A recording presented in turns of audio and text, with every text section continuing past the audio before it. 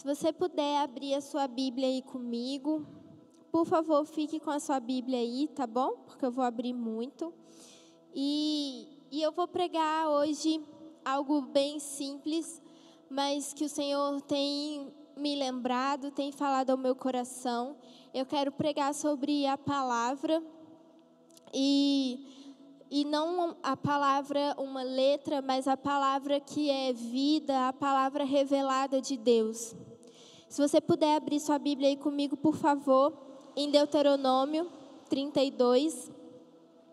Deuteronômio 32, no versículo 2, fala assim: Goteje a minha doutrina como a chuva, destile a minha palavra como o orvalho, como chuvisco sobre a relva e como gotas de água sobre a erva. Eu quero começar te perguntando qual tem sido a sua relação com a palavra, qual tipo de relacionamento você tem tido com a vida de Deus, com o verbo. A palavra, ela é realmente Jesus, ela é o verbo encarnado de Deus. Qual tem sido o seu relacionamento? Você tem permitido essa palavra te mudar? Você tem permitido essa palavra entrar em você? Ou passa dia, passa noite, passa domingo e você tem se acostumado com ouvir muitas palavras, com ler a Bíblia? Porque no nosso dia a dia, na nossa época, existe muito conteúdo, existem muitas pregações. A Bíblia, ela, graças a Deus, no nosso contexto, ela é muito acessível. E qual tem sido a sua relação com isso, sabe? Aqui em Deuteronômio, Moisés fala que nós devemos gotejar a doutrina de Deus como a chuva, sabe? Em algumas versões, algumas versões não, logo depois ele fala para que a gente destile a palavra como orvalho, sabe? Destilar significa separar, destilar é um processo da química, onde nós conseguimos separar alguns componentes e obter outros componentes. Então, essa também é uma verdade espiritual, sabe? A palavra, ela deve ser destilada por nós. Nós devemos deixar a palavra nos separar, nós devemos deixar a palavra nos partir. E dia a dia nós devemos deixar que essa palavra penetre no nosso coração. Você tem lido a palavra, você tem ouvido a palavra, ou você tem realmente destilado, gotejado a palavra, sabe? Porque quando nós nos acostumamos com a palavra de Deus, é um perigo muito grande, porque nós ficamos apáticos, sabe? E esse estado de apatia nos leva ao criticismo. Esse estado de apatia nos leva a ter o coração longe, achando que nós estamos com o coração perto. Então, o maior perigo de alguém que se tornou insensível ou apático à palavra é achar que está tudo bem. É não perceber o quão longe ele está. E eu quero ler com vocês 2 Reis 22.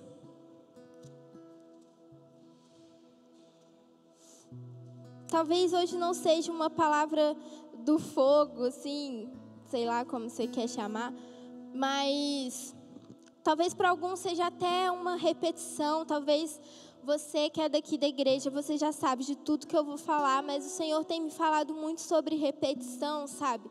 Então, enquanto nós não chegarmos na plenitude, enquanto nós não formos maduros plenamente, nós vamos continuar repetindo, nós vamos continuar insistindo, porque esse é um dos métodos de aprendizagem que mais tem efeito, sabe? Isso qualquer pedagogo pode falar. Por isso que quando a gente vai na escola dominical, a gente fica repetindo. Quando a gente é criança, a gente canta as musiquinhas, porque isso nos faz aprender, sabe? Então, se isso for algo novo para você, esteja com o seu coração aberto. Se não for, aprenda de uma vez por todas, a começar em mim, né? Então, em 2 Reis, no capítulo 22, a gente tem a história do rei Josias. O rei Josias, ele foi um bom rei. Ele foi um dos poucos reis que foi bom para Judá. Ele era neto do rei Manassés. E Manassés, gente, provavelmente você já ouviu falar de Manassés.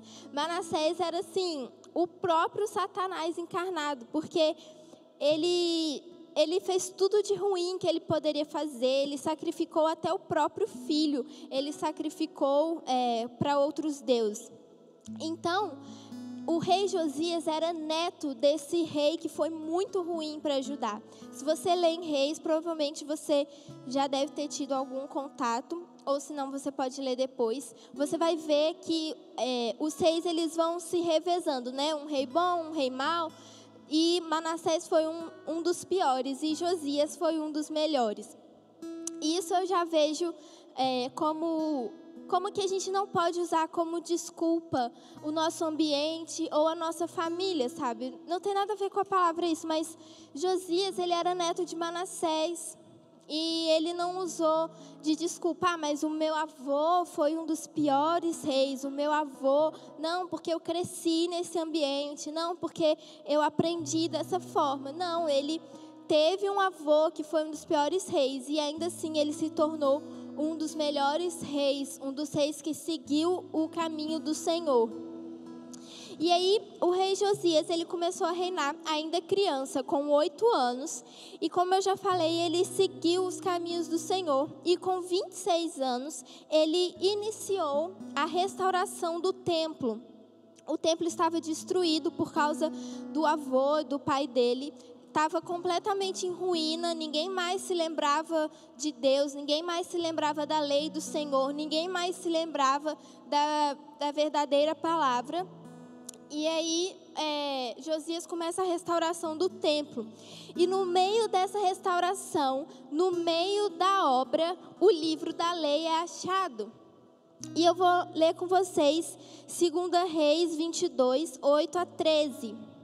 Você pode ler a história completa depois. Eu vou ler só esses versículos aqui, para a gente entender o contexto onde a lei ela foi achada. 2 Reis 22, versículo 8. Abriu aí? Você está aí comigo ainda? Então disse o sumo sacerdote Ilquias ao escrivão Safã: achei o livro da lei na casa do Senhor. E Ilquias deu o livro a Safã, e ele o leu. Então o escrivão Safã veio a ter com o rei, e dando-lhe conta, disse: teus servos ajuntaram o dinheiro que se achou na casa e o entregaram na mão dos que têm cargo da obra, que estão encarregados da casa do Senhor.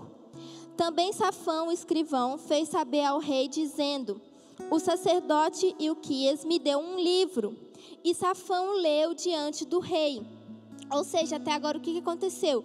O sacerdote Ilquias achou o livro da lei. Ele era o sumo sacerdote nessa época. E esse livro foi levado pelo escrivão, pelo secretário, digamos assim, da época, até o rei. E aí, o que acontece? E Safã o leu diante do rei. Sucedeu, pois, que ouvindo o rei as palavras do livro da lei, rasgou as suas vestes. E o rei mandou a Ilquias, o sacerdote, a Aicão, filho de Safã, e a Aquibor, filho de Micaias, a Safã, e o escrivão, e a Asaías, o servo do rei, dizendo: ide e consultai o Senhor por mim, pelo povo e por todo o Judá, acerca das palavras deste livro que se achou. Porque grande é o furor do Senhor que se acendeu contra nós, porquanto os nossos pais não deram ouvidos às palavras deste livro, para fazerem conforme tudo quanto acerca de nós está escrito. Então, basicamente, o sumo sacerdote acha o livro da lei, e a Bíblia não especifica se esse livro foi apenas os 10 mandamentos ou se foi todo o Pentateuco, mas isso não importa. O que importa é a palavra de Deus foi achada. A palavra de Deus que estava há muito tempo perdida foi encontrada. E quando o escrivão lê o livro da lei para o rei rasga as suas vestes e, lendo o texto, é muito nítido. Josias, ele fica desesperado, ele fica, meu Deus, a gente não está fazendo nada disso, meu Deus, está tudo errado. Então ele rasga as suas vestes, ele se humilha diante do Senhor e ele percebe o quanto a realidade dele está distante da realidade do livro da lei, o quanto a realidade dele está fora da palavra de Deus. E eu quero trazer esse texto um pouco para o nosso contexto, sabe? Porque ainda que seja um relato histórico, existem princípios muito importantes que nós precisamos trazer para nós. E o primeiro ponto que eu quero falar é o modo como o livro foi achado. O livro foi achado enquanto o templo estava em obras. Então, antes que a palavra de Deus nos encontre, antes que nós tenhamos um encontro com a palavra de Deus, é necessário nós estarmos em obra. E você pode pensar assim, não, mas eu já aceitei Jesus.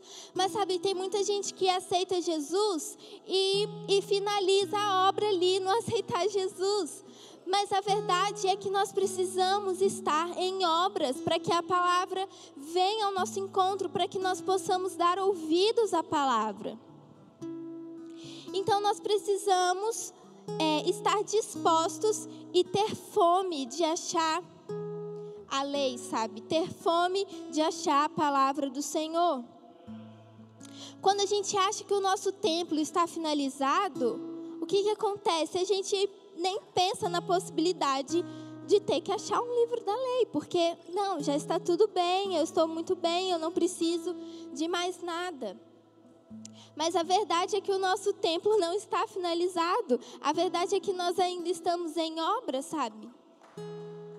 Então, você não pode se acostumar com aquilo que já foi reconstruído, você não pode parar naquilo que já foi refeito, mas você precisa prosseguir, continuar com fome e disposto, sabe?